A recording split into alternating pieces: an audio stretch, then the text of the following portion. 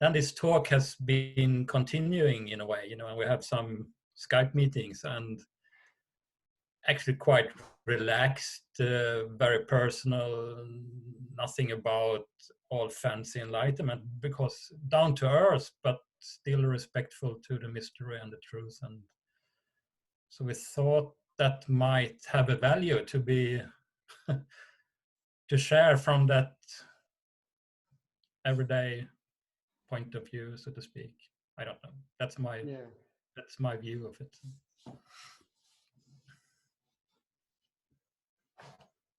Because a lot of people make something very, very special and unattainable about awakening and enlightenment, and I think it has its value to be an ordinary human and what it means on that level. And so, yeah, it's almost like when it's pointed to, it becomes almost this black and white, and it's so easy for the seeker to make a list out of how it should be and how it should not be. And I think that that's very valuable to share that, yeah, from an ordinary perspective. So we are not like we should be. We are only ourselves. No should be here. Not according to the list. Actually, I had this thought, during when I held the satsang, it was like, Richard, you having a spiritual CV that you're reading, check, and I felt like, no, just throw that CV. It's very easy to get some pride or to I have attained something and hold my CV as a list and my diploma on the wall. And yeah, I remember you shared that. Yeah, stupid. Yes. I think it's just a very, I mean, it's almost as if it has to go that route. Yeah. I think so. After. Yeah. But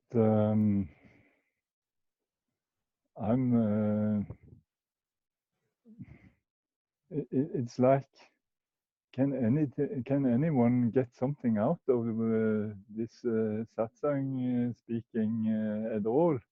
And the thing is that it seems like people get something out of it, and then it has something. Then it's worth it. Otherwise, I wouldn't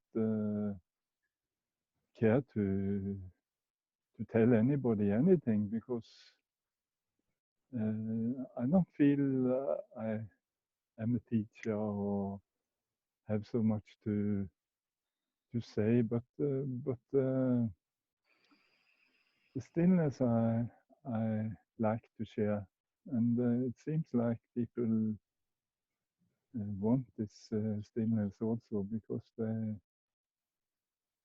they are satisfied, it seems like.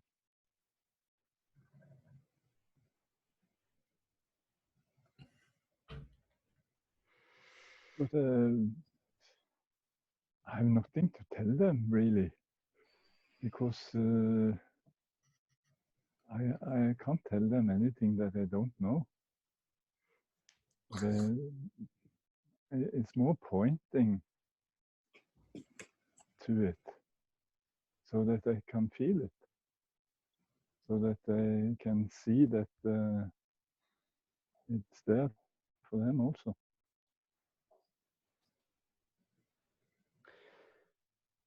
I find that it is something about that the functioning of a satsang is very much to just be there and receive, wherever the person has become stuck, and to just receive it in a way that is not trying to fix it, or that can be helpful.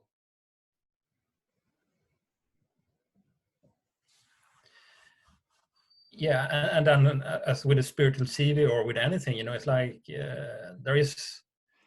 you're stuck somewhere in some identity, and then that identity goes away in satsang or anything else. But then quite usually there is a new identity coming up, you know. Sorry, quite usually? There is a new identity, I mean, almost immediately or after a while sneaking in to take a new position, you know, a new, as we talked about, hiding places, you know, it's like Yes. awakening can very easily be a hiding place from life because it's very freeing and silent and peaceful, and Yes. but then that becomes a new identity, a new position. But the thing with that, I mean, that's probably very likely to happen. But in the end result of that is that it's going to feel, you're going to sit in pain again. It's going to be painful because it's not. Yeah, it's kind of cramped. It's identity, and that's for me the good thing about suffering or pain is that it really becomes this laser beam that you cannot avoid. What is, it's like, yeah, that's really the good thing about suffering. If it hadn't been for suffering, I would never have thought about this at all. I would have been in my first marriage and got nothing out of it. So I'm very grateful for the suffering in my life because it started the journey. And, and also about the value that it has to be with satsang. I mean, I can't remember how it was for you, Richard, but for me, it was very much happening in the satsang. It was very much a product of what we were engaging ourselves in. And I mean, for you, it was, for you, Prem Shanti, it was a bit different, that you were lying in your bed, but you were still on a retreat. Yeah, I was not lying in my bed. I was sitting and and feeling all the pain. Okay. Because you have awakened on the course and not me. So I sat up all night feeling the pain and feeling the pain and feeling the pain, and at last I gave up and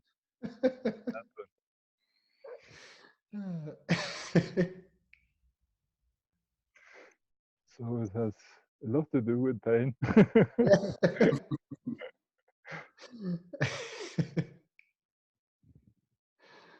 But I would like to explore something around maybe this, but what is happening in my life now? I mean, this is well after 10 years after, and I think I recognize something what you are saying, Kalle. You know, but when we talked this summer, you said you would never be able to write these songs you're writing and text and before because it was not possible. So and also, sorry. And I recognize this is myself also, not like maybe the last year or 2 years that, and now it feels like almost something has died. You know, it's like I could call that Richard. I've been teasing you, Prem Shanti, about changing your name, but actually, you know, it's like now I could easily change my name now because it's like Richard is dead, you know, or something that was called Richard is dead or has fallen away, you know, and I can't truly say what it is, but it's like something is finished, you know. It was an old incarnation or an old costume or ego or you know, this mask or pretending or playing some sort of a role, or but you know, it's like and when that dies, there is something new coming, or maybe something that has been there all the time. I don't know, but it's like a shift from this Richard that has played his role, and there is something much more creative, much more authentic, much more alive, much more the unsocialized, unprogrammed me that longs to break out and express. And and like I take photography. I could never have taken that kind of photography through the lens of Richard. Impossible. It's like, and it is so beautiful and it's totally surprising. And no one ever talked around this to me. I can recognize when you talk about it, Kalle, but I never heard any teacher talking about this. It's so, and it's so human. Yeah, it's for me it's so evident that the awakening is just a starting point, and then there's a long period, at least for me, that has been going on about making the personality adopt so that it can enjoy this reality, the freedom, and express it so that it can be enjoyed by others. And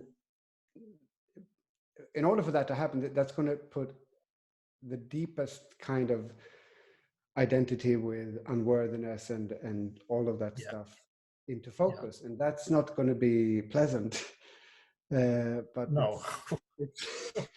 it's incredibly pleasant once the identity shifts from, or the identity is broken from that deeply held identity of being unworthy. It's suddenly, for me, it shifted from becoming something that I have recognized that I had been avoiding for a lifetime, and this energetic suddenly turned into the most precious thing that I could ever possibly imagine in the universe. It was like to feel this haunting energy that has been haunted me for a lifetime. Now it was no longer scary because it was nothing. It had no power to define what I am, and that's for me a key event for my personality to be able to function in a way that it can really be of service and enjoy. Because it's not a service like, oh, I'm a servant, but it's a joyful service. What happened for me in 2007 was that I had got a new job, and I saw this job as a possibility to give my gift to the society by just doing this job in a nice way. And for many years it functioned well, but at last it was too much for me, and I got totally worn out because it was too much stress. So I had to start from beginning again, and now I enjoy life so much because there isn't any stress. There's only working in the garden and being with Nukuno and his enlightenment, and and it's so nice just to be, and there's nothing to be achieved at all anymore. It's just enjoying life as it is, and I don't have to go anywhere, and I don't have to do anything other than what is happening every day. It's so nice.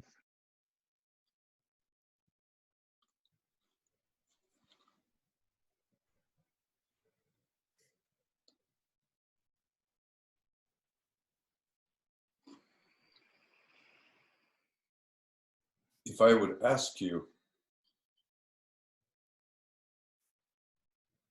who awakens, it becomes difficult to point to anyone that awakens. Maybe we could stretch it and say that awareness or consciousness awakens to itself. But even that, we feel is not adequate enough. My question is, who is joyful? Who thinks it's nice to live like this? Maybe that someone doesn't exist either. This is very difficult to talk about at all, because it's more in the mind is what is what, and the mind has nothing to do with this, and therefore it's so difficult to explain, because life is unfolding, and it's not so different from before. The way we experience it, but something has happened, and what, it's so difficult to say something about. But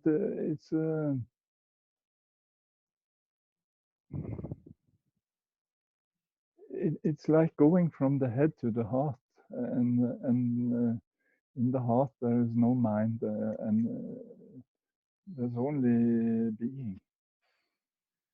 But to explain it, it's incredibly difficult.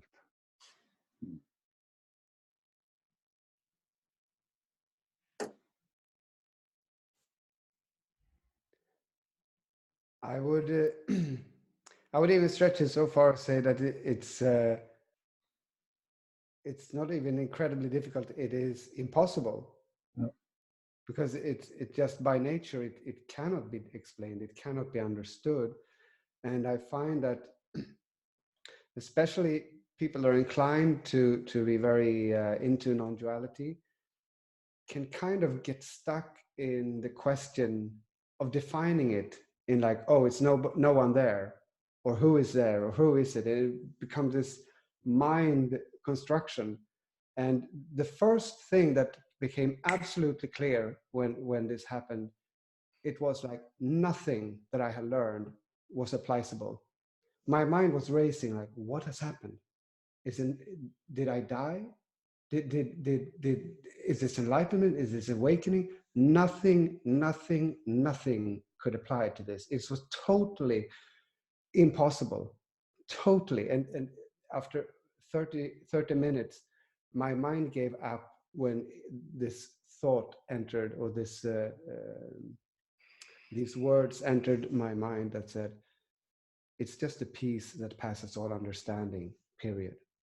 And that's, my mind gave up because it recognized it's so freaking beautiful and wonderful, and I don't get it, and that's okay. So all the questions like, is it someone here? Is it no one there? We're still playing in a game of definitions, and that's not where we're going to find this.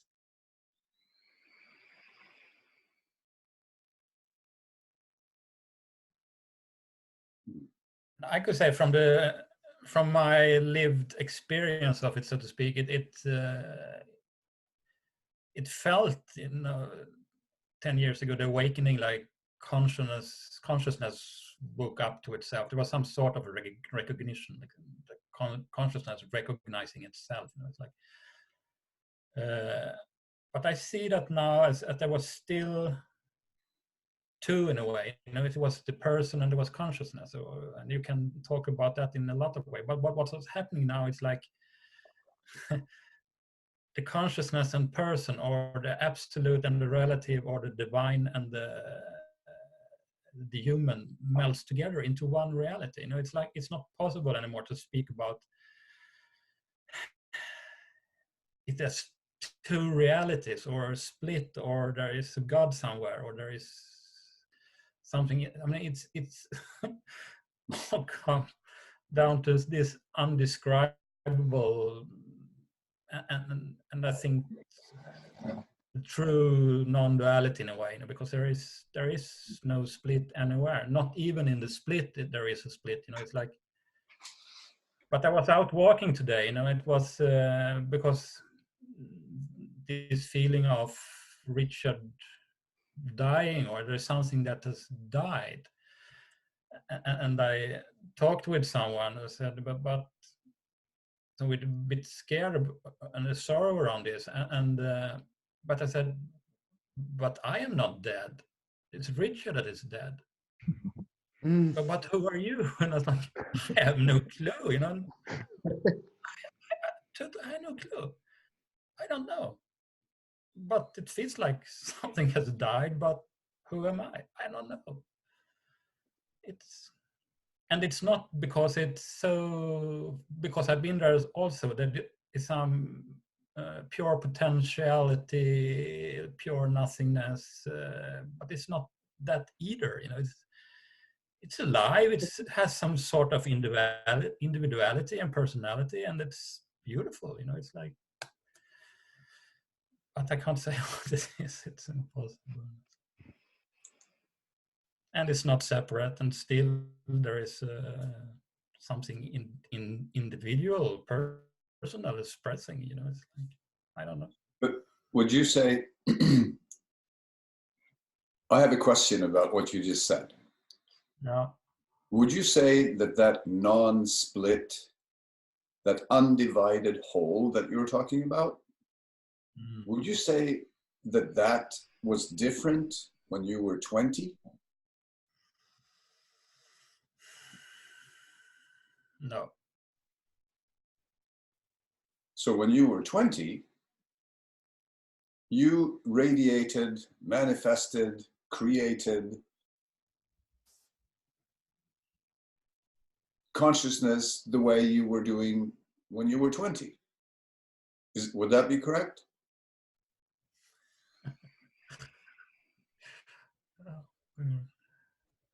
I mean, if I engage in, hang on. Let's say if I engage in mind, so to speak, I can look at you on the screen, and I can. So I am sitting here, you are sitting there, we are having a conversation. I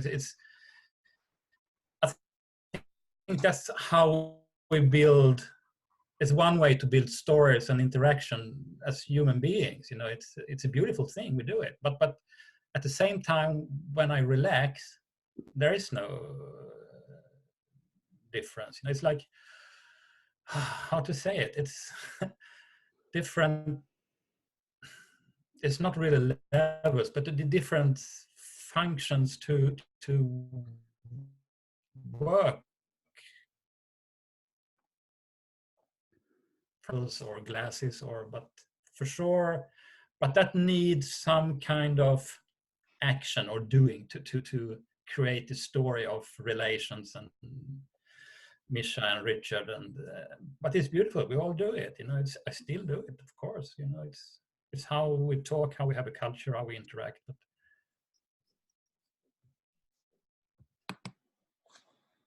And at the same time, there is no separation whatsoever. It's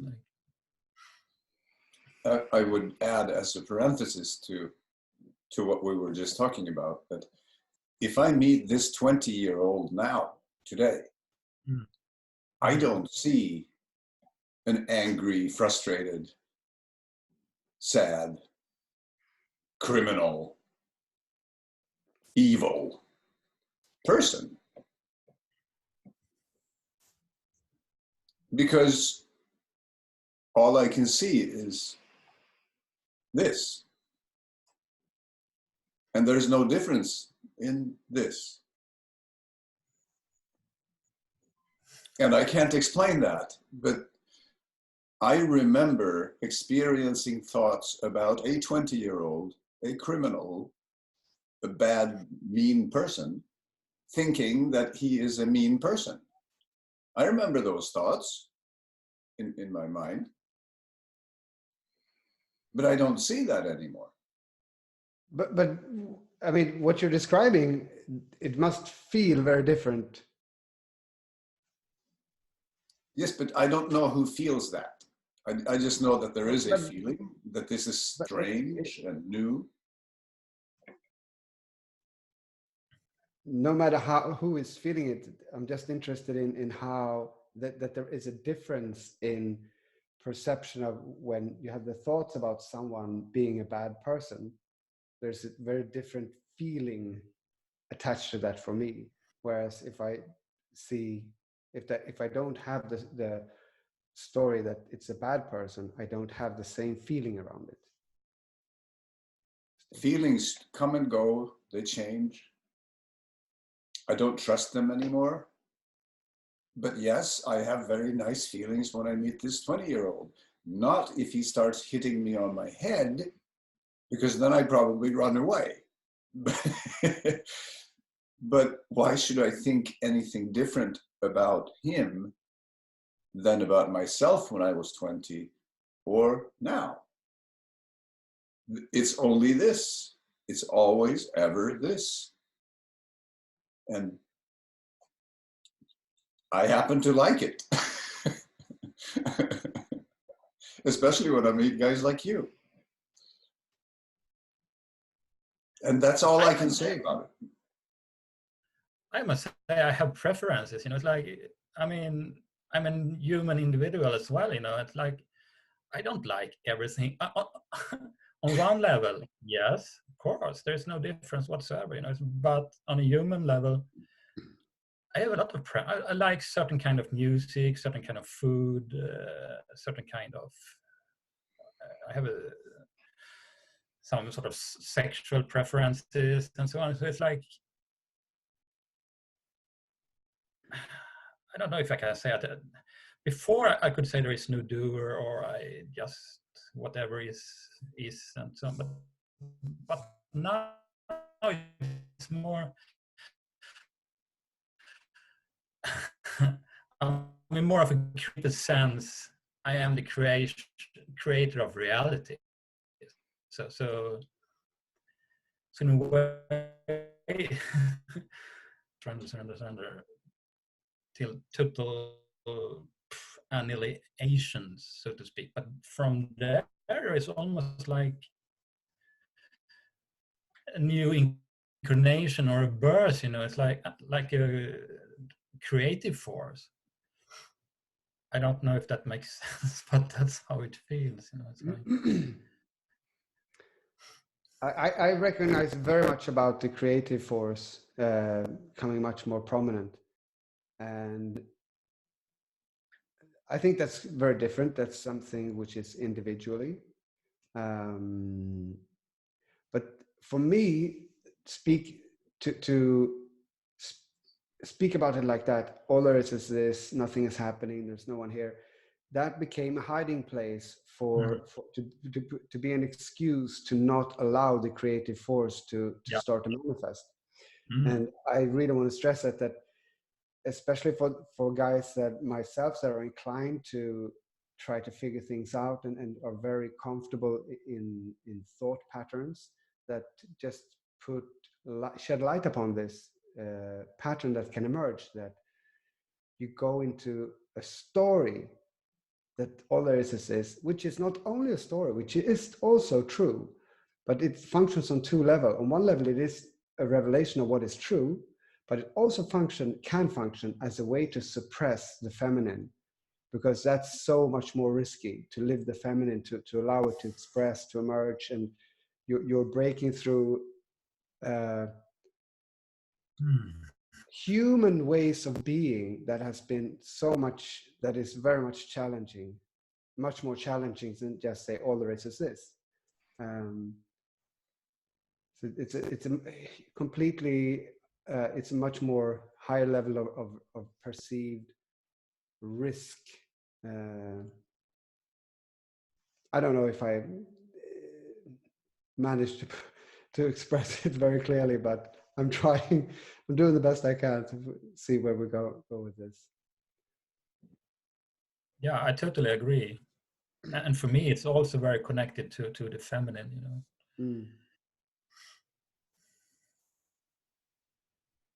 I haven't experienced so much this part of me, the creative part, is awakened in a way. And it also had been different for me because I had the first Satori many years before I even knew anything about enlightenment or spirituality at all. I was in a therapy group and was working with my relationship with my father, and the leader of the course, he asked me, "Can you forgive your father?" And I felt that I could forgive him, and then something happened that was totally crazy. It was like energy in my whole body was bubbling, and it was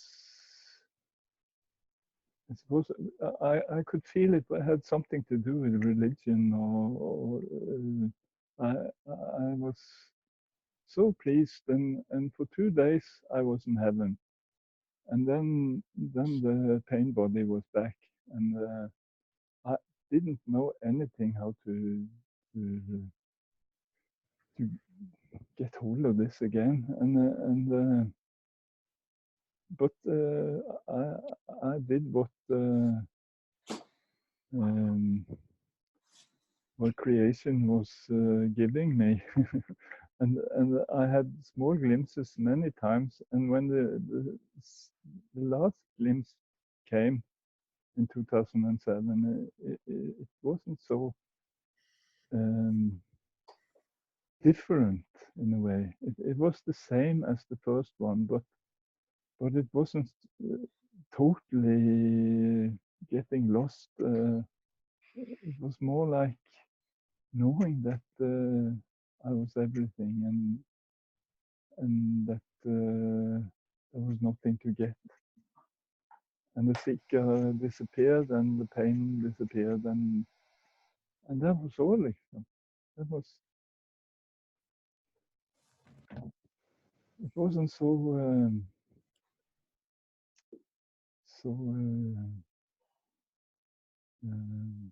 different for me, and then that's why it has been very difficult to acknowledge that it's really this that happened, but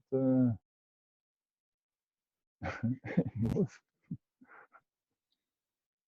It's just another way to see it, or to experience it, or to live it. It's not the head thing at all. It's for me, it's oneness with everything.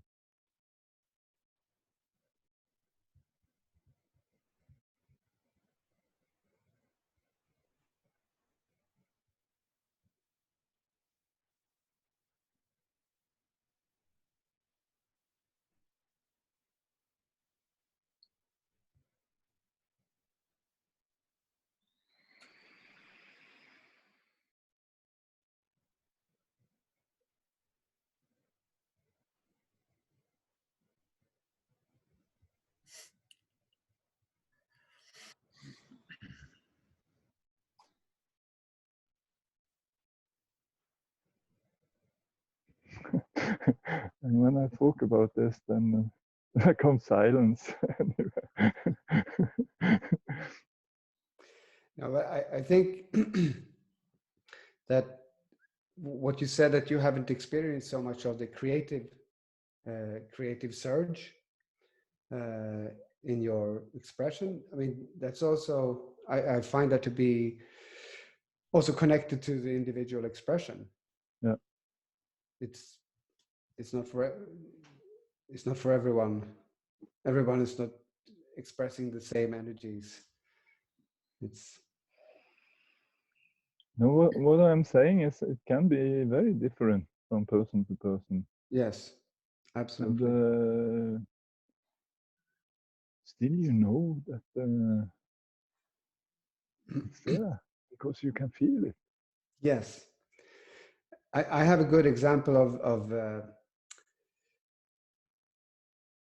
when I respond to people that approach me and want me to respond to them, it's so absolutely not about the words. I can be approached by people that speak perfect non-dualistic, and it's perfect, but it's not there. It's in the head, and then someone else comes up and shares something which, on the surface, seems quite dualistic, and you feel that this is something moving. This is something really, really ready to emerge, and it's like I don't care about the part of what they're sharing, which is not really not really, what do you say, which is unclear. Or I had a friend that said to me, you know, I've read these Buddhist texts that it's really, you know, you do these methods and you can really get this experience. And we didn't know each other that well, so he didn't know that I had this experience, but I just knew that it was just a question of you know, weeks, months before he would get it. Not because he was speaking about these Buddhist practices that you could, you know, make the step, but because I could sense that he was really sensing the possibility. He was sensing, then, you know, how it's clothed, I don't really, I'm not that interested, but it was beautiful because 3 months later he had this experience of awakening. And then we were together at the satsang with Nukunu this fall when he was in Stockholm.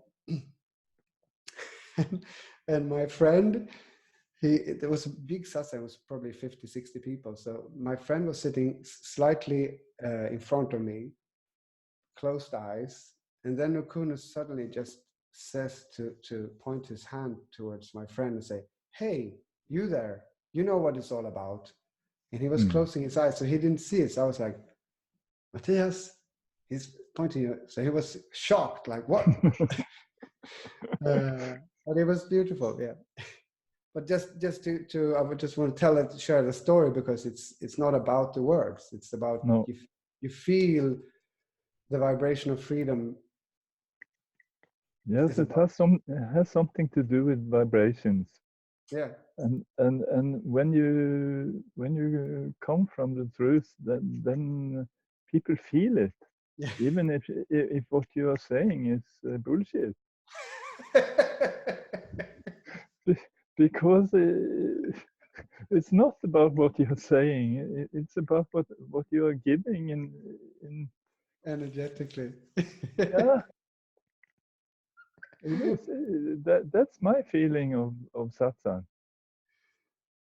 And also when we talk, it's about this. It's not about what we are saying.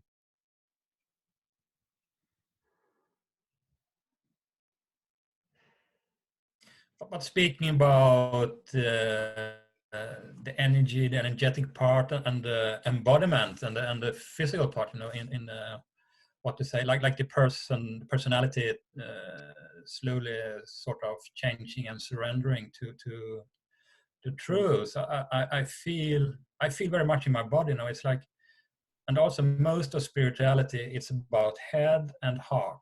What I feel, you know, and in a way, you know, it's like more about the seeing, awareness, consciousness here, and my heart is more like oneness and love. And but for me, and this dying that has been going on the last years, it's very much in my stomach. It's like very related to my stomach, you know, this knot or fear and shame and unworthiness, and it's almost pre-conceptual, you know. It's like it was created very, very, very early in life, you know. And it's tremendously difficult actually to to work with it in an ordinary sense, you know. It's like, and I don't see so much about this, you know, in satsang and spirituality. Maybe it's not, satsang is the place for it, but that could be addressed more somehow, you know, how to meet yourself on that level, you know, because it's so vulnerable, you know, and it's all this authenticity and creativity is so connected to this vulnerability, and to meet the shame and unworthiness, and yeah. But I really feel that what you said, that you cannot really work with it. No. And I feel that's so true. I mean, this is something that is just unfolding, and it's more about surrendering. And how can you work towards surrender when surrender is the opposite of working? I don't know. It's not to close a door, but it's yeah, it's very delicate.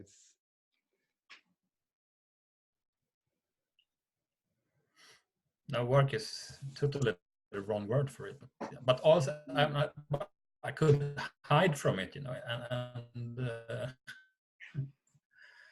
the absolute sort of was the perfect hiding place to not feel that unworthiness and shame and vulnerability. And what did you say? I lost you in the beginning. I said I could hide from it, you know. It's like the absolute is the perfect place to hide from my feelings of unworthiness and shame and vulnerability, and because it's for sure very unpleasant. And at the same time, there's such a treasure in it, you know. It's like, absolutely. but my way to work with it, you know, it's like, here comes the creativity in, you know, to be passionate, to express, to show myself, to dare go out, so to speak, to without, or you know, like, that's not really working it, but it's more like an expression, you know, expression of my authenticity, you know. And yeah, when you speak, like, I feel that it's so much about just allowing what wants to be expressed to express itself.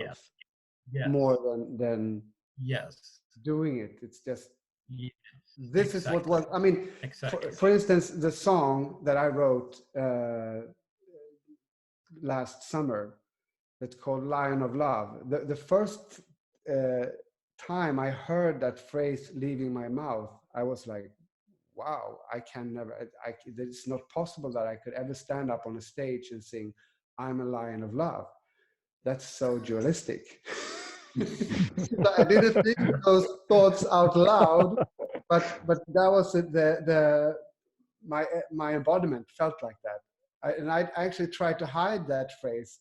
I tried to rephrase it like, deep in the forest of my heart, there is a lion of love. I can hear it roaring. But then it very soon became clear, no, it wants to be, I am a lion of love.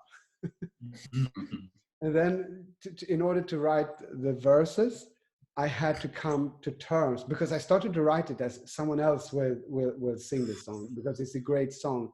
I cannot not write it, but another artist will perform it, because I cannot stand up and sing I'm a lion of love.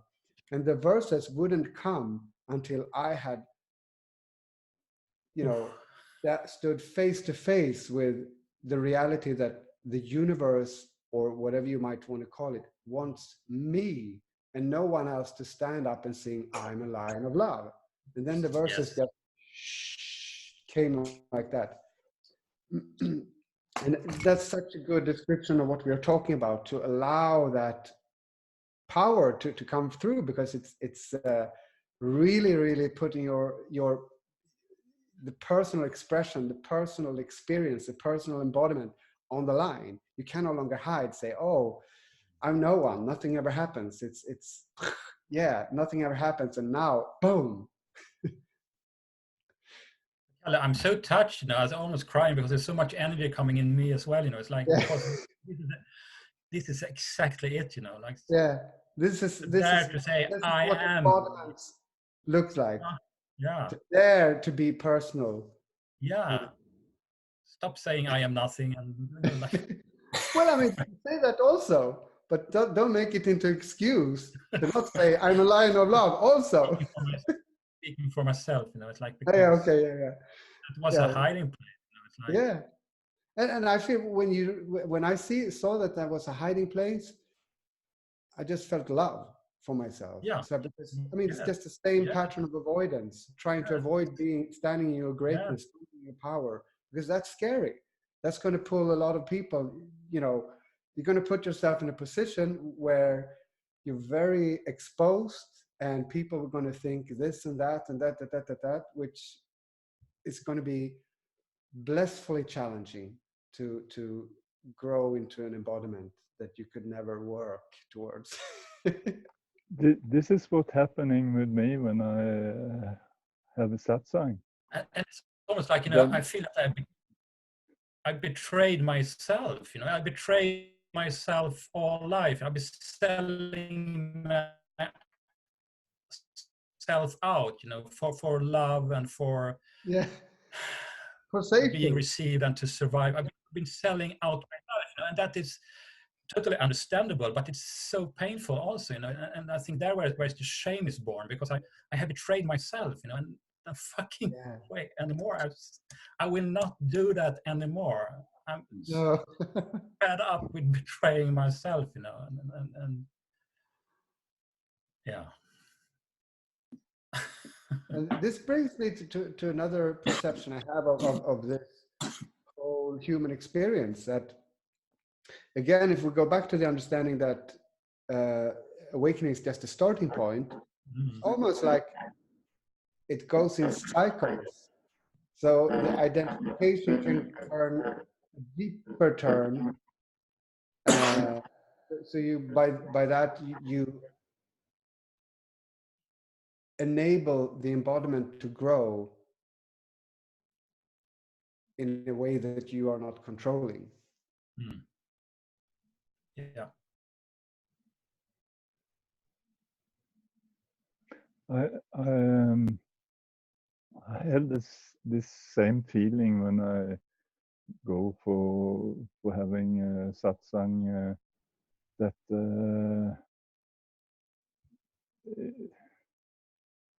yeah, it's very scary in a way, and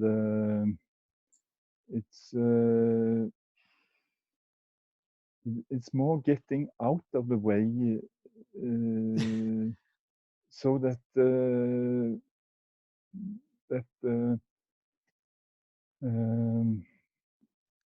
real speaker comes forth, and then it's a bodily happening also. So much energy going on in my body when I do this, and the last time it was really like a transformation station, the transformer. It was so much shivering, and it's you expose yourself in a way that is very scary in a way, but on the other hand, this scary part is in the background, because it's in the mind, really. So it's in the periphery, and in the center, it's just energy and stillness unfolding. It's very special.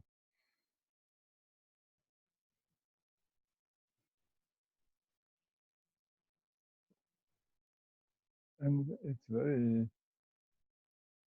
gives so much to me,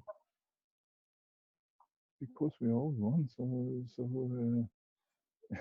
It's like it's really oneness in the satsang, and it's really something very special.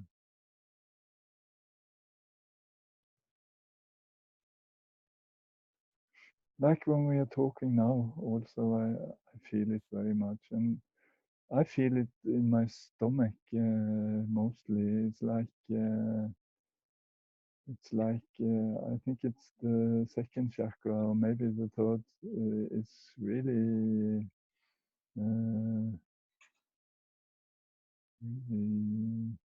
going on in a way, turning, and it's very special. So these talks we have is a great gift.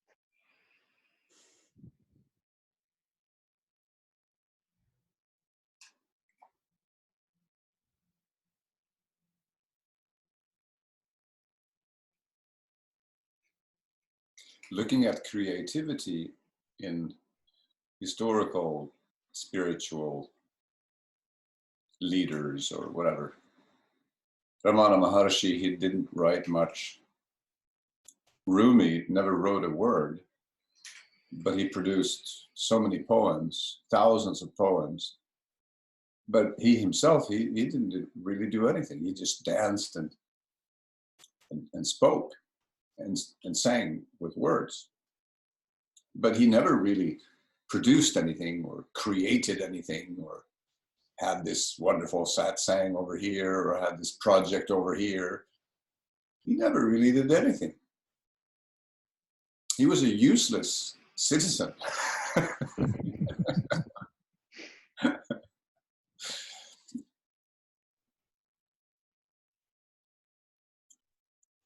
Yeah, it's lovely to be a useful citizen, especially when you have a pension to live off. Yeah. And you just can be a useless citizen. Yeah. But the suffering we know starts when we evaluate and desire and estimate, is this better than this? Or, is he a good person or is he a bad person? That's our experience from many years, that never takes us anywhere. So just coming home and being whatever is.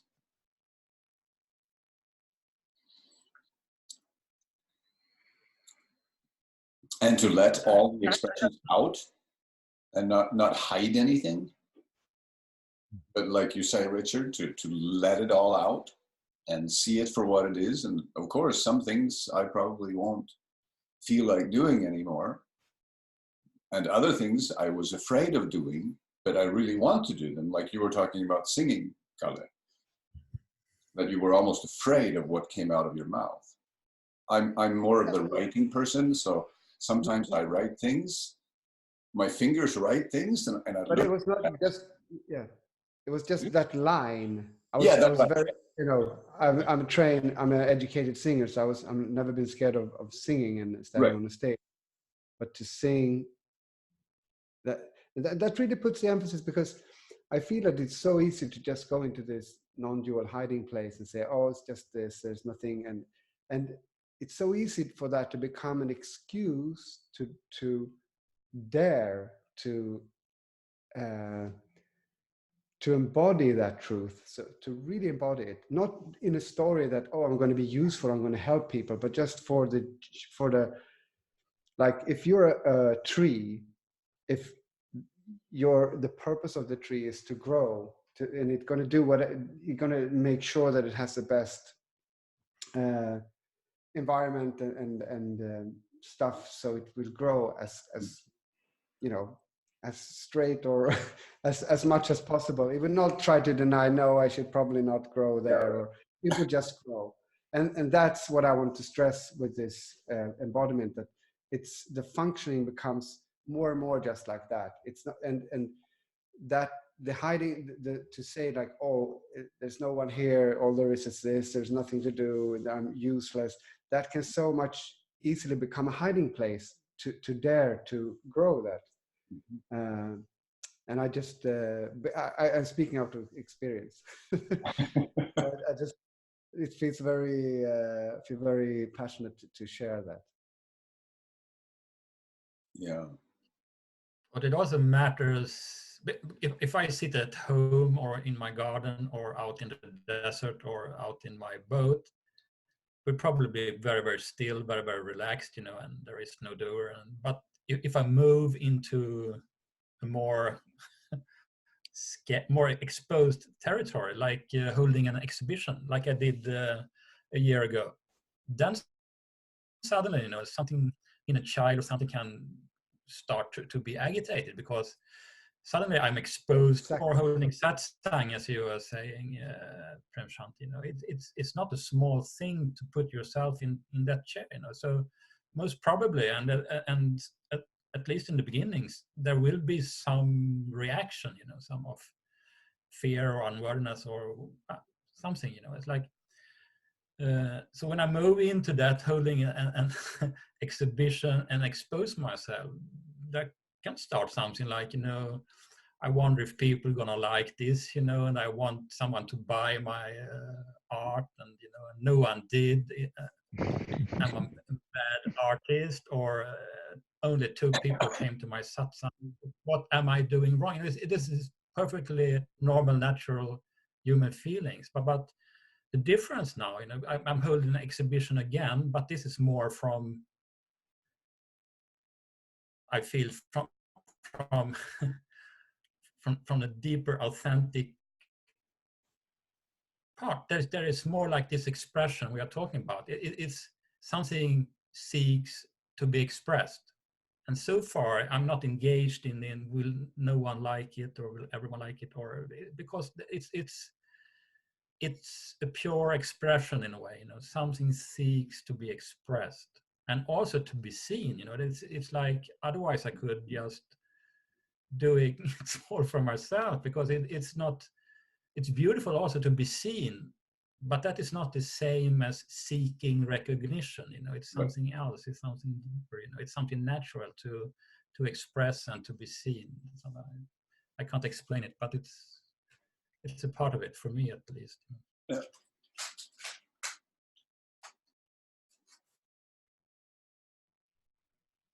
Yeah, I totally agree with that. I mean, I, as a songwriter and an artist, I'm hugely affected if in the way how my songs are received. But that doesn't mean that I'm going to be like depressed or feel like, oh, I'm such a bad person if I'm not well received. But the experience will be very different. And of course, I want to. There's a natural. Just as the tree is looking to search its roots where there is water, I will search the environment where my songs are received the way that corresponds to how I feel about them. Yeah. And yeah.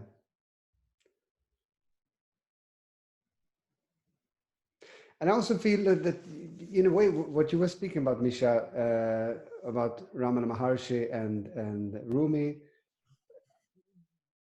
as far as I can tell, I don't know. I've never met these persons. I've never seen them. I've only heard secondhand stories of them. So I don't know. I don't know how well these stories represent actual reality. And even if I knew that, I also know that it is not present reality. So that can become a different something that is not maybe so helpful to go back and look at history, because it's also that they were functioning in a time frame, in a energetic reality that is quite different from the energetic reality that is happening now. Mm-hmm. So I just want to raise a little word yeah, we just want to shed some light upon that. That can be a bit treacherous to do that kind of comparisons, as far as I'm concerned. You, Premchand, you know, I mean, me and Kalle talk a lot about creativity now, but as I experience you, Premchand, you are your deepest truth and authenticity and I am is the silence, and that is your deepest expression somehow. When you speak, I get totally so beautiful. Yes, So it's different. It's personal. You know, what is your deepest expression right now? Now it's like, and it can probably change also. But we are a bit different there. You know, and you are more like Ramana Maharshi, or in a yeah, way. I have something there that I didn't know I had before I started giving satsangs. Because there is a stillness that I am able to express in a way that people get very silent. Yes. Yes, yes. And that's my gift in a way, and Yes. and it gives me so much to express it also. So Sounds and in a way I could sit like Ramana Maharshi and just be silent. That would be the easiest part. All these words are the more difficult thing about it. Well, it's not really because it's easier. I think it's just more you. It's just authentically you. Because I know that I'm very much, when you say it, when the words come from you about silence, I mean, I've probably heard those words thousands, 10,000s of times, but they touch me. I get very touched when you speak about it because it's so authentic. It's, yeah. So that's my thing. That's the way I am to express myself and give of myself, and that's the only thing I have to give. And but it's something that is yeah, it's real. yeah. It's and it's precious. So it's very special.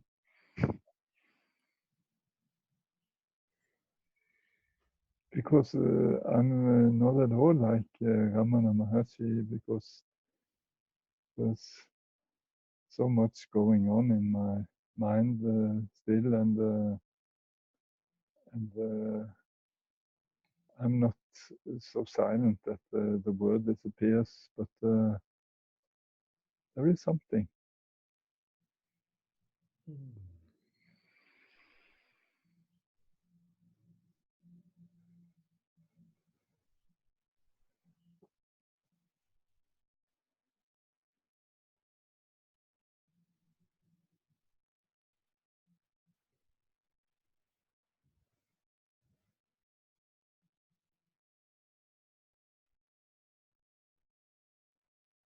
It's amazing how you can so eloquently express silence. Mm. It's amazing for me too. Yeah.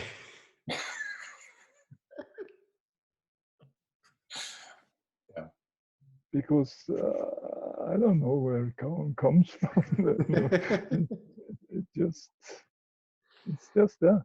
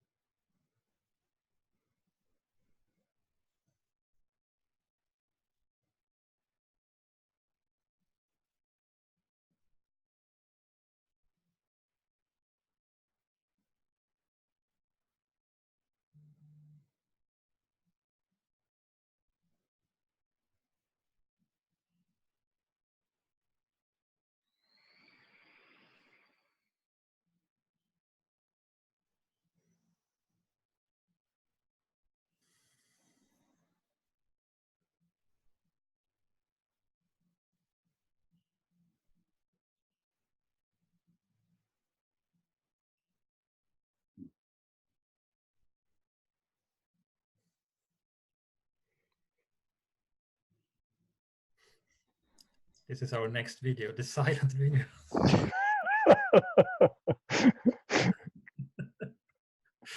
The most expensive one.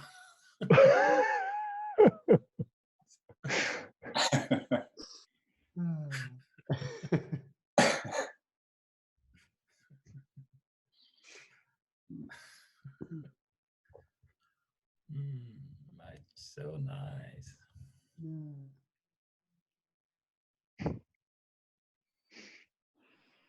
Like Rumi said, the language of God is silence. All the rest is just poor translation.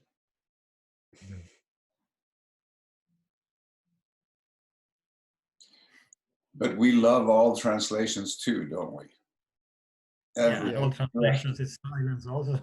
Yeah. Everything is silence. So. Yeah. It's good to enjoy silence. It's good to embodied silence. Yes, it is.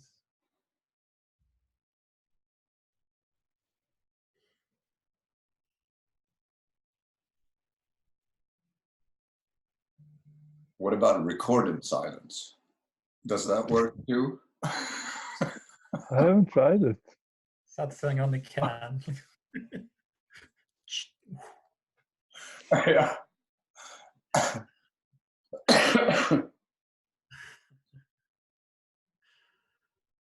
Yeah, I mean, energy travels somehow through video, I feel. Yes. It does. Because people are watching satsangs all the time. It works perfectly well. You know?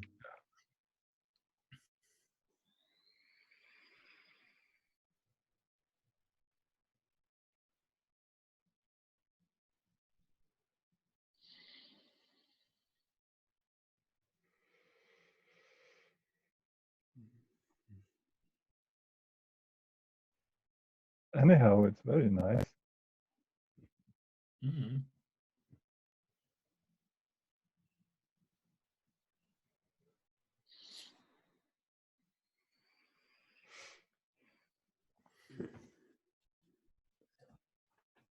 And you cannot construct silence. You cannot build silence. You cannot paint silence. You cannot sing silence. But everyone that does this, whatever this is, feels home. Feels like home. It feels.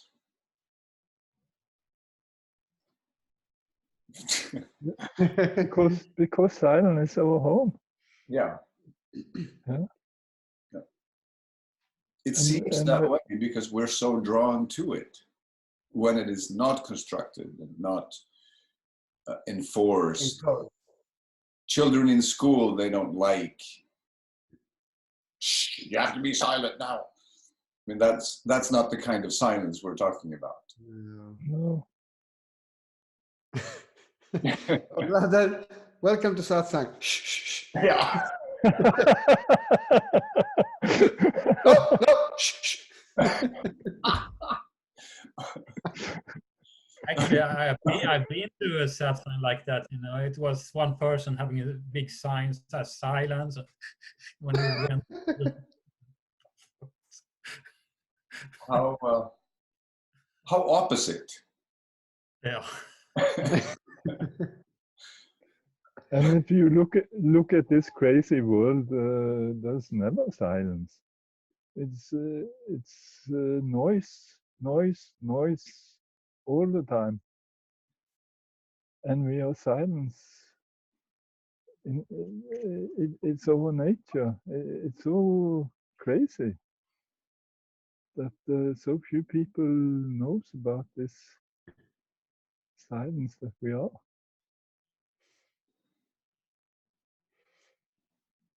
But it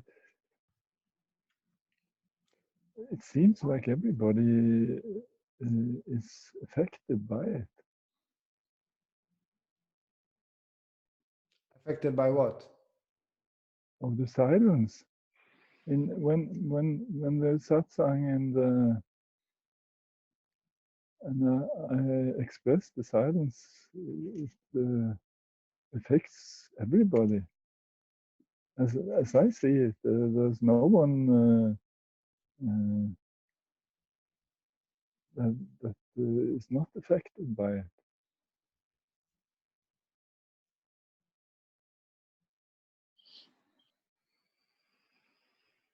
It's hard to get people out of the room afterwards because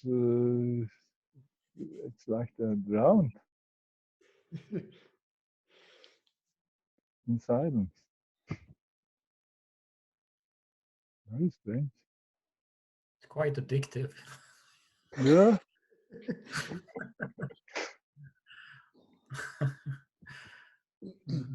Actually, I started to, for many years, I haven't played any music, you know, it's like, because I like when it's silent, you know, also physical silence. You know, it's like car at home, but I started to play some music again, and I love it, you know, because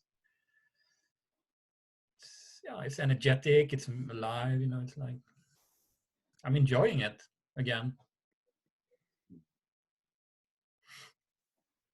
And the best music is when the performer is silent, because there's something there also. I like punk rock. Yeah, but that's some other kind of. I like very energetic music, like that. Okay. But then again, every piece of music would not be possible without silence. So in silence is where every sound is heard.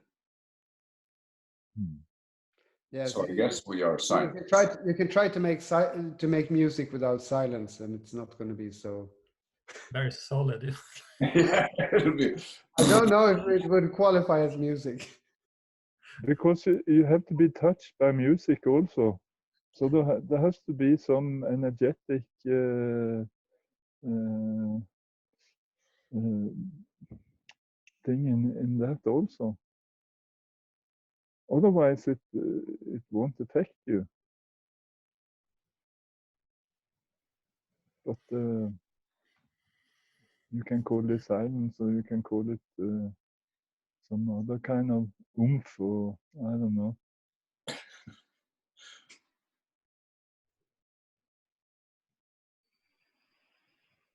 I like a video with the band called Refused, the Swedish band, you know, and the song is called New Noise. It's crazy. It's very, very energetic, you know, and totally love it, you know. But I play that for a friend, and she says, "But this is not awakening music." Awakening music. What is that? You know? But we have all these ideas, you know, about and divine and what is not, and. Yeah.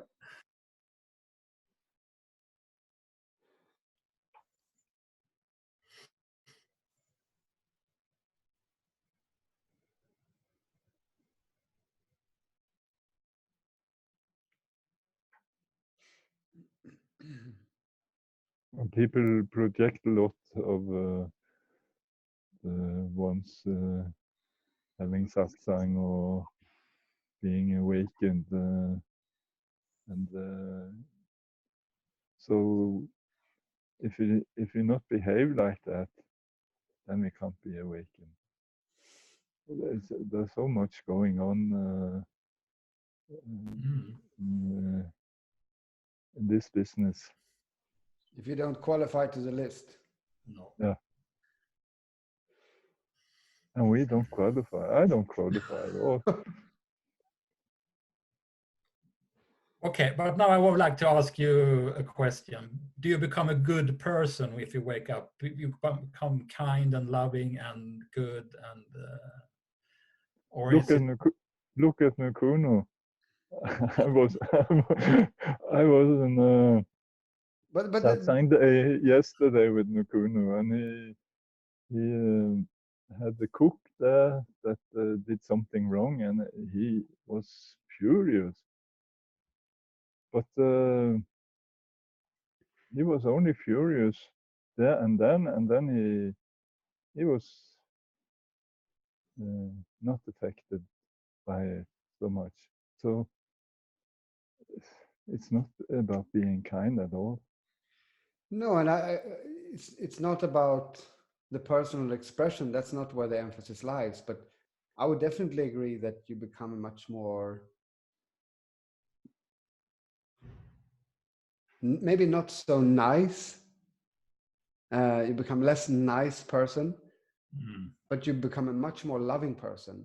But the loving person you're becoming is not coming from this conceptual understanding of what is loving, but you're just very honest. And my experience, most people like that, and some people do not like that, because you're not engaging in drama. drama. And then you can see people. You can see them for what they are and where they come from, and then there comes empathy. Absolutely. Then it's easier to be with people, because you see why they are behaving like they are behaving. Absolutely. But it's not so much. It's rather that in the examples I'm thinking of, is rather that they are, they are distancing themselves because they don't get what they want. Yeah.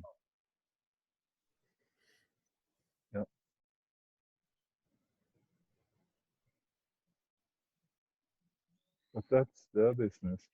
Absolutely. Yeah. So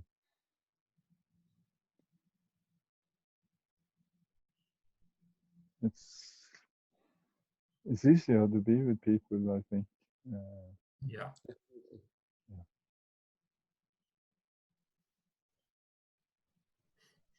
And I also feel that it become more authentic, it's like, and as you said, Priyam, with Nukun, it's like, I can get angry, but it goes over very fast, it's like, it's in the moment. Yeah. There is no story connected to it, or a lot of drama, and it's more like a natural, authentic reaction, so to speak. Yeah.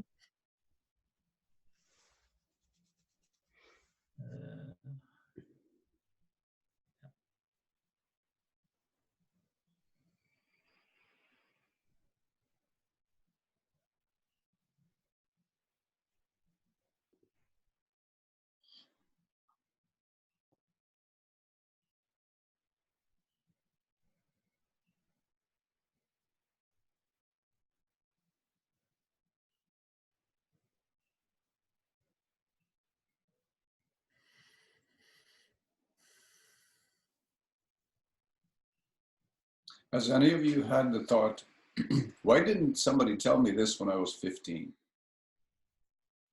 or 20 or whatever?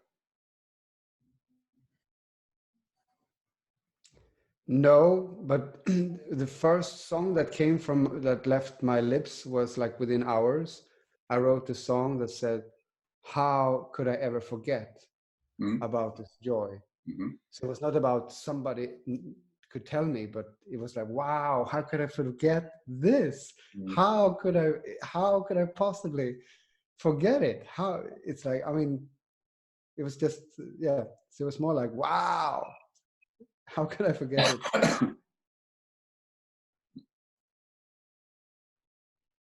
How could we? But to me, it seems natural, like, biological natural to actually go into separation and create an identity and a career and be someone in the world and have a family and reproduce. And, to me, it has its place, at least as evolution looks like now, So I'm a bit that it's good for children to meditate, some in school, but I don't think, small children should wake up, or, it's like, it has its purpose.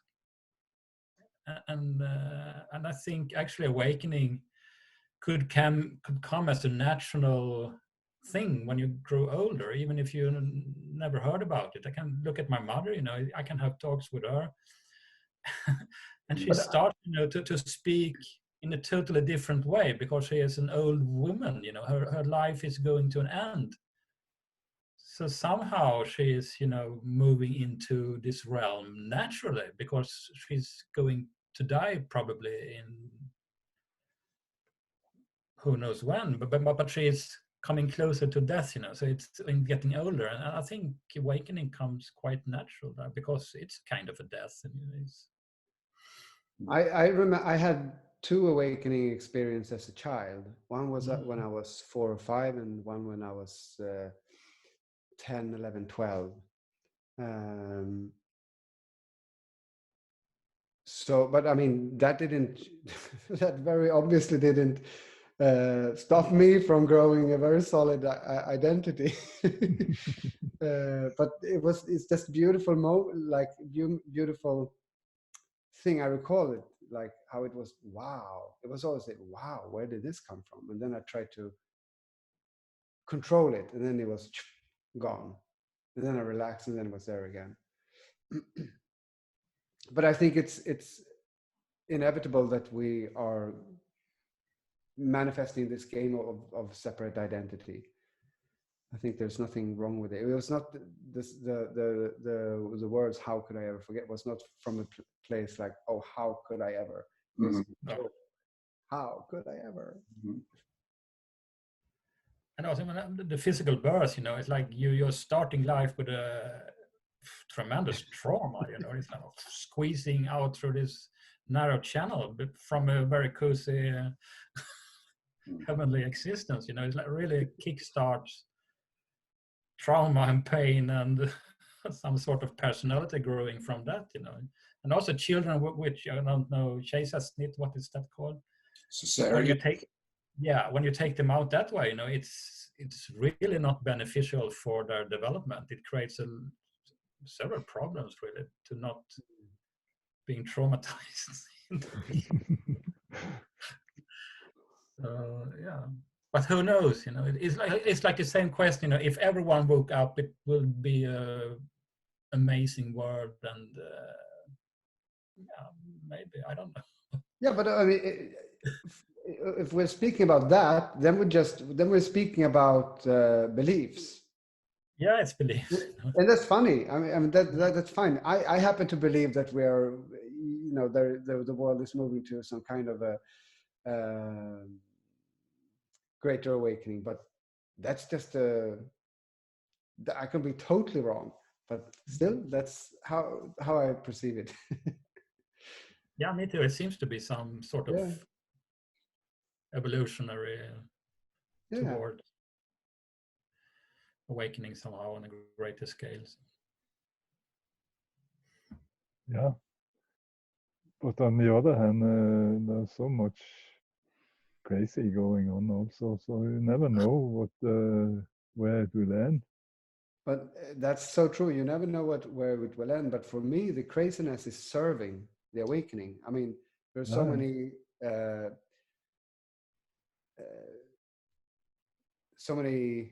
awakened people that have awakened through tremendous drama and conflict and suffering. So why couldn't it be mirrored in a larger scale?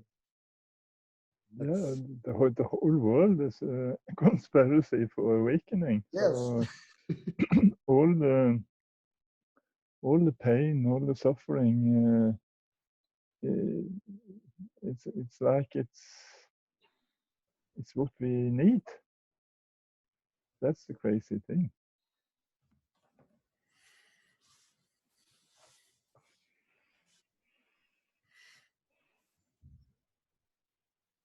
So what do you think of all the endeavors among spiritual people to create a better world?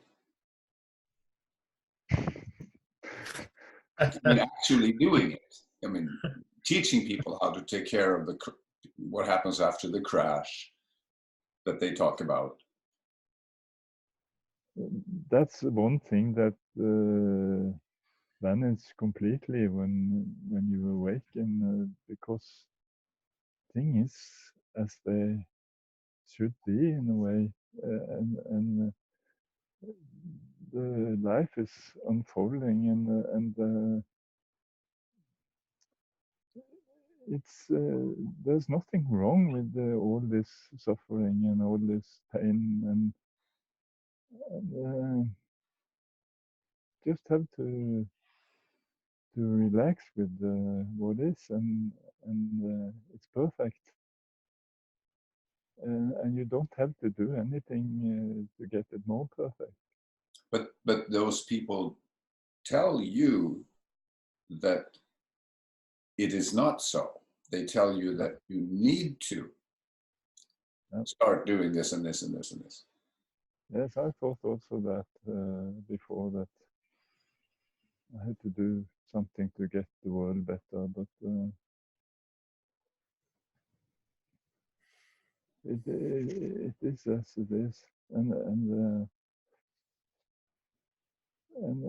if it is meant to get better, then it will get better, and I can only do what is happening for me. I don't need to strive in a way to get the world better. I don't think this striving will make it better. I totally agree with you, but I've had people tell me that to have that outlook that you express is irresponsible and Who is irresponsible?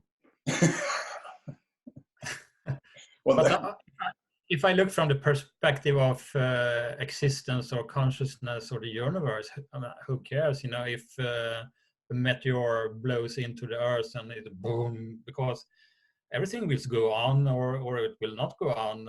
But that can also be a sort of a nihilistic position, I feel. But from a human perspective, and I mean, I am a human being.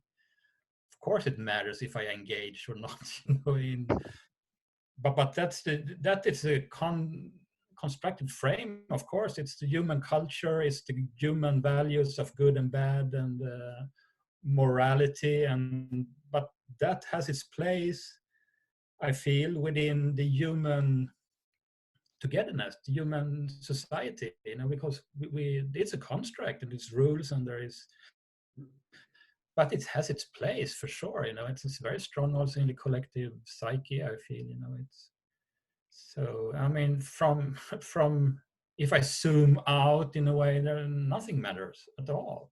If I zoom in into the human experience, a lot of things matters. So that's I what think I feel. I think for me, it's all about the intention behind whatever you do. If you come from the place that, oh, I need to, the world is bad, it's not good as it is, it's bad, and you're trying to fix it, you're not really going to make a lot of difference, because you're still going to operate on the same reality that the world can become better in the future, which is just your vision will be different from mine and from everybody. So that's never going to, that's not it. But when you operate from what me and we were talking about earlier, from this daring to embody and go out in the world, you're going to make a difference that is so much vaster than the embodiment will be when you come from the sense of scarcity and like you're fearful and it's the world is a horrible place. And especially the last 1-2 years, I have seen that with meeting this kind of core pain, core guilt, core shame, core wound, and when that identity was dissolved to that, it was like I got a new vision, and I could see this core shame, this core guilt operating so much on humanity. And that is just prolonging the suffering. It's seemingly is working to correct an imbalance or something, but it's actually, you're actually embodying fear, and that can never be, that can never turn into love. Right. So then it's like, sure, I could work to make a difference in the world, but it's all about where I come from, how it's for me. Yeah, I totally agree. Yeah.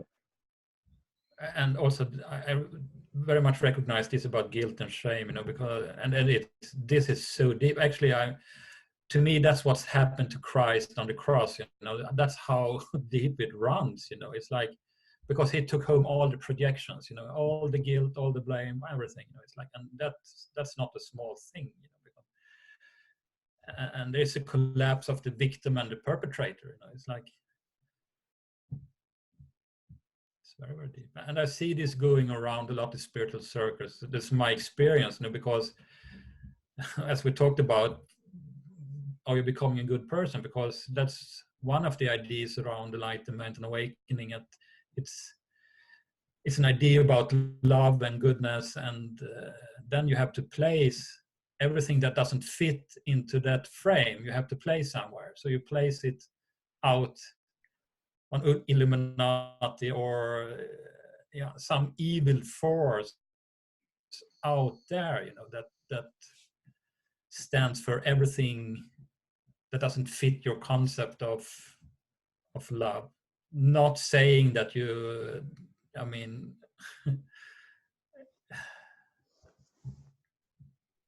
course it has its value also to engage in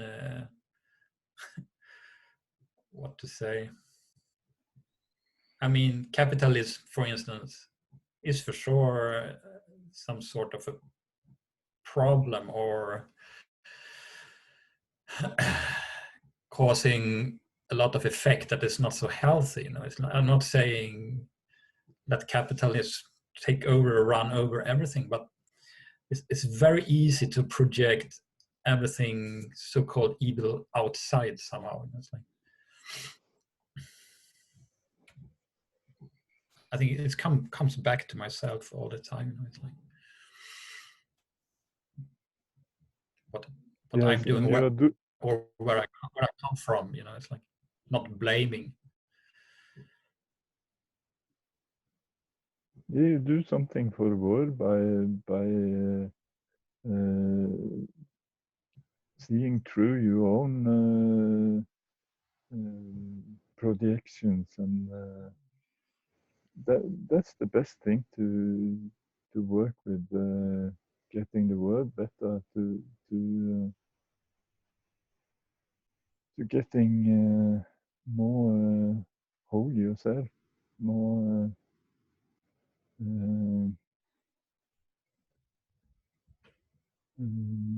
without all these projections on the world.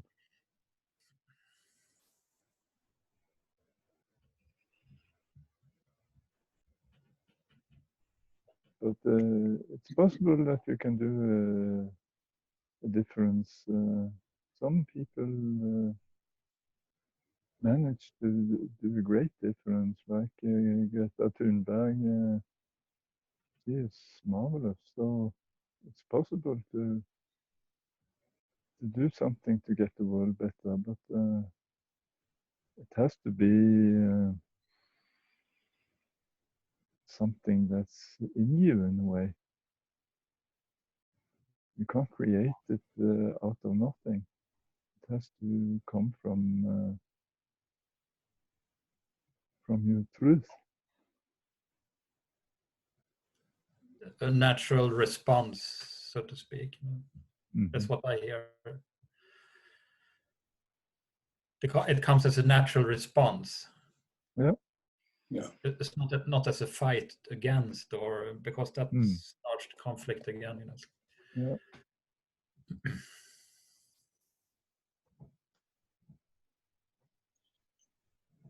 Many people in the so-called younger generation sometimes are filled with doubt about whether or not they can do something to make the world a better place. And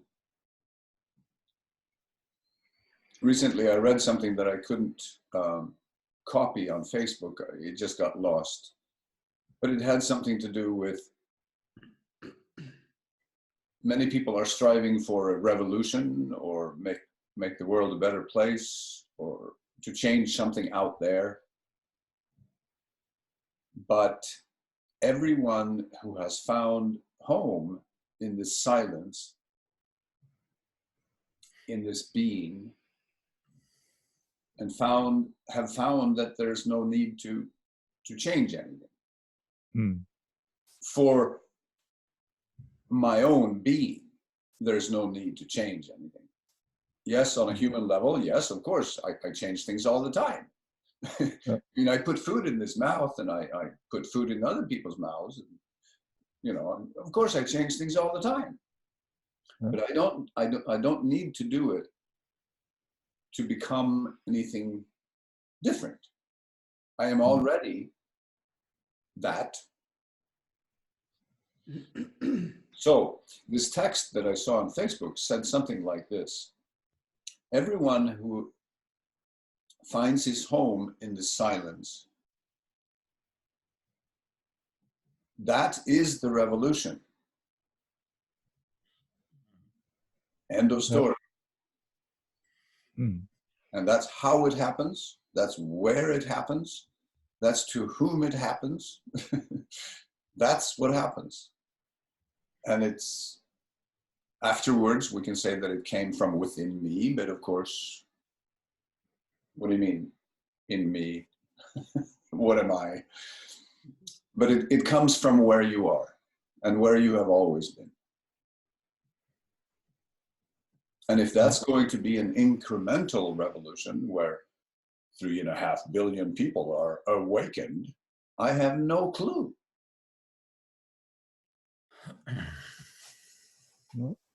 I would welcome it very much, but I can't do anything about it. No. Except what I do. Yeah, but that's exactly, you're doing something. Yeah. Yes. Yes. I mean, but you're not doing this from a sense of stress, like, oh, let's get this interview and oh, we need to save the world. It's coming from, you're just doing what finds, what you're attracted to, what just comes naturally joyful. And that's what the embodiment of the statement, what you said about finding silence, home as silence, and that's it. It's, I don't agree that it's the end of story, because I agree that it could be the end of story, but it doesn't necessarily have to be the end of story, because it could be that silence wants to express itself, but it's, again, just running the same thing, but it's going to be from a place of joy. And I just want to emphasize that so much, because it's so easy to hide behind that non-dual blanket. And that's definitely a topic, because especially these days, when with the proliferation of texts and videos about non-duality reaches so many people, and many people, of course, realize what they already are. But that is a very, very big topic these days, the spiritual bypassing.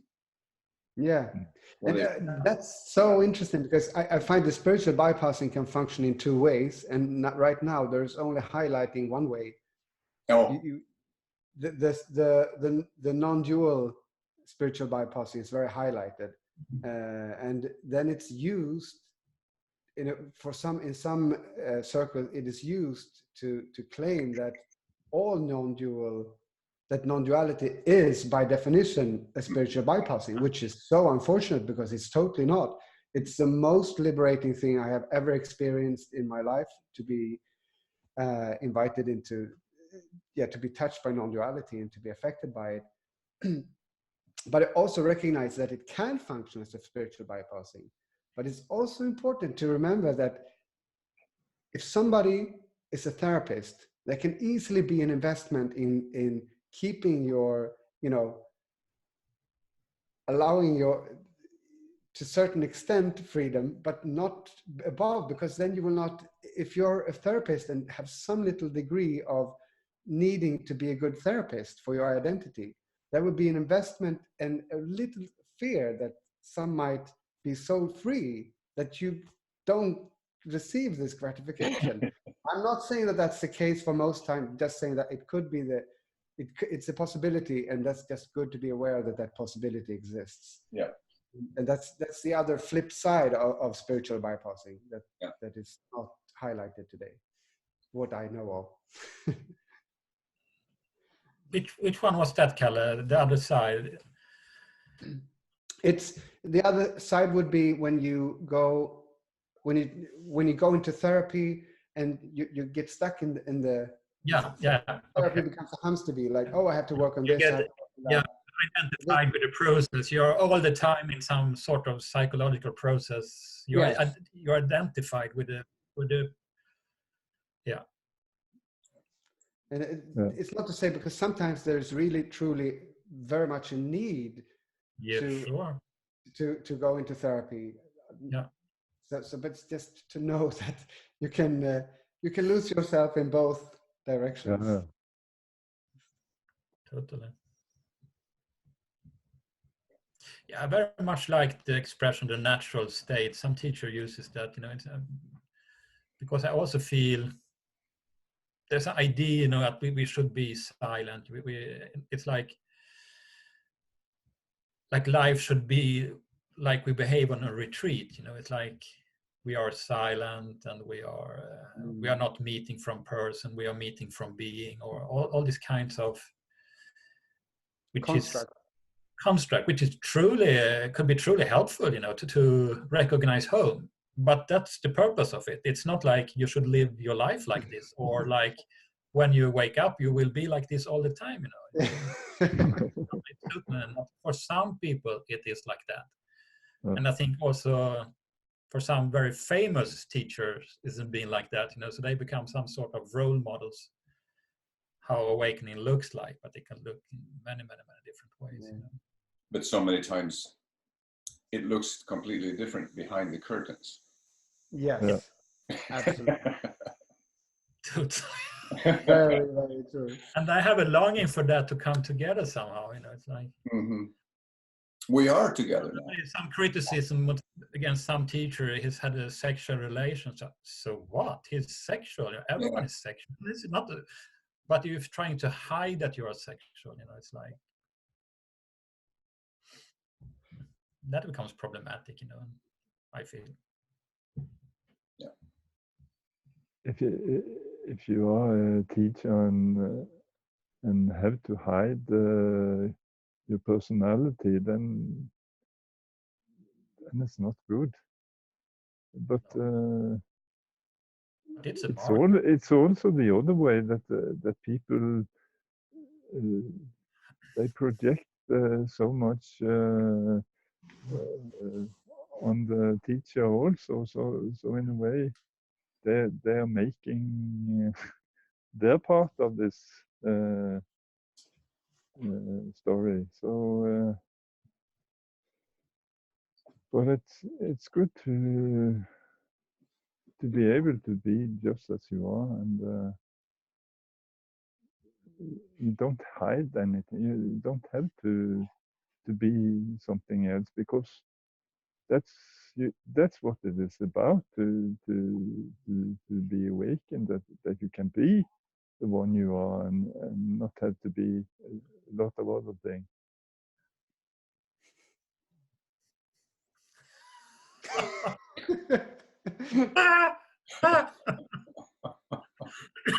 It's so true. It's like, but I was thinking how to sell that. Who the hell wants to be like they are? It's like because everyone wants to be something else. Like that's why you come to sex.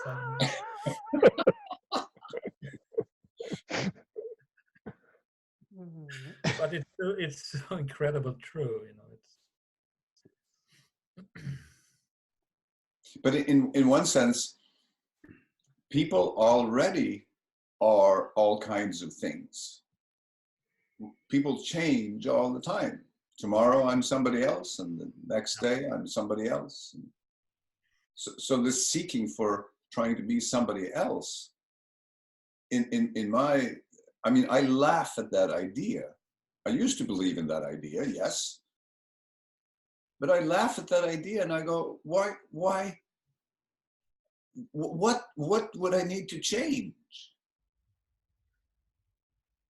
I change all the time and I have no idea what changes me. I mean, the identity Misha. I really don't know why I walk left or right. I just do what I do. And yes, this understanding that I am God, just one manifestation of God.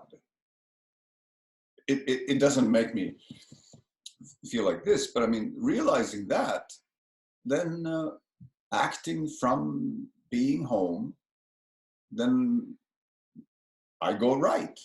Maybe I don't go left anymore. But does that change anything? No, not really. Wouldn't you say that it changes your Personal I mean, identity. when you describe it, it seems very much as it changes your personal expression because you're acting. Yeah. So it does change you. Yeah. Just change your expression. Right. I know it certainly has changed mine. So. Mm-hmm. But the thing is, with the change, there's not this guy sitting and writing, oh, now that changed and now that changed. But suddenly you recognize, you may find yourself in a situation like, oh, wow, this used to be a trigger for me and it's not anymore. And that's when you notice it. Or maybe someone says something to you, oh, really? Oh. So that's, no one keeping score. Yeah. Yeah.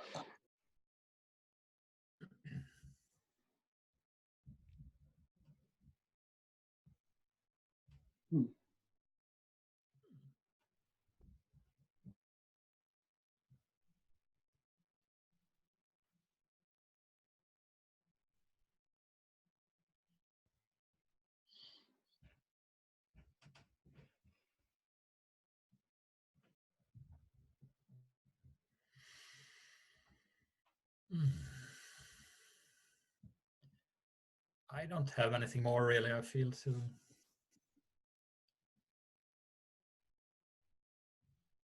bring up. Well, maybe 2 hours is enough. Oh. Is it 2 hours already? Yeah. 1:55. Okay. That's close enough. Well, the good thing about this video is that I could cut the silence and just put up a sign, 20 minutes of silence. Yeah. That would be nice. That's a good one. Maybe a warning sign. Please observe, the next 20 minutes will be absolutely quiet, so you can fast forward. I think it was Andy Warhol. He did a 24-hour-long video about a sleeping person, didn't he? Or Oh yeah. It was an You could do a 24-hour-long silent video. That would be something. Somebody actually did that. No, that would be nothing.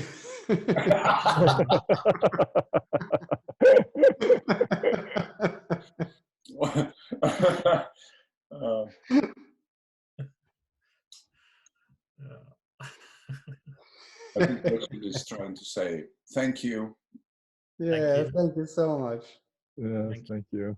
Very beautiful. Thank you. Beautiful. Yeah. Let's do it again sometime. Yeah. Let's do that. What you gonna do with this? I have no idea. Okay. Who knows? Maybe it's not even recording on my computer. Maybe everything will go poof and it's gone. I don't know. That's great. But do you people have some place to publish it? I left Facebook. You Except left Facebook. I got totally tired of the whole thing. It's like, I was never allowed to get on Facebook at all. So From whom? no, I did something wrong. So I was excluded. wow. That's quite the feature. That should tell you something. That's really something to write in your spiritual CV. Yeah. Excluded from Facebook. I'm really so much nobody that I can't even get on Facebook. I have no face. This is proof that I'm not somebody. That's the true qualification of entering the club of nobody, with no members. Yep. Yeah.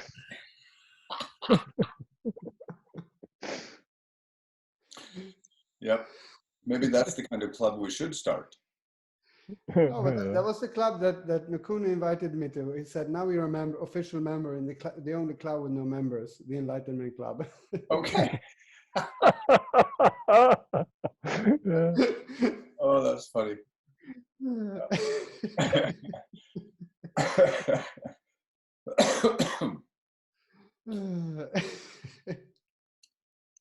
So I shall press a button that says stop recording. Mm. And I guess we'll be in touch, except with Prem Shanti. I guess somebody will have to call you on the telephone or something, or send you a letter. Email is okay. Okay, email is okay. You can meet me on Zoom also. It's possible. Okay, I'm on Zoom.